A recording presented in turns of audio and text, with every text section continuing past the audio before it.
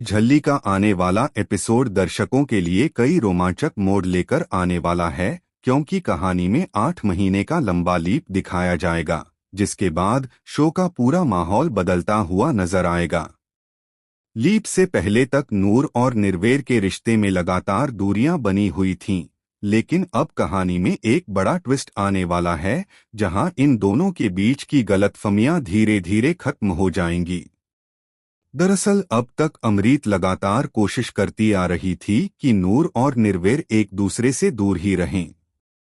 वह हर बार कोई न कोई परेशानी खड़ी कर देती थी ताकि नूर और निर्वेर की जिंदगी में तनाव बढ़े, लेकिन किस्मत को कुछ और ही मंजूर था।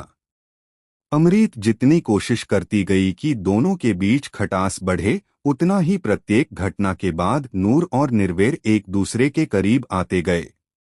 अमृत की बनाई हर चाल अंत में उन्हीं पर उल्टी पड़ने लगी, क्योंकि मुश्किलों का सामना करते हुए नूर और निर्वेर के बीच भावनात्मक जुड़ाव और भी मजबूत होने लगा। इसी दौरान शो में एक ऐसा मोड़ आता है जब नूर और निर्वेर के बीच पूरी तरह से दूरी खत्म हो जाती है और दोनों एक ईमानदार, भरोसेमंद और भावनात्मक रिश्ते में बंध जाते हैं। दर्शकों को भी इस बदलाव का लंबे समय से इंतजार था, क्योंकि शुरू से ही यह रिश्ता अधूरा और दर्द से भरा दिखाई दे रहा था।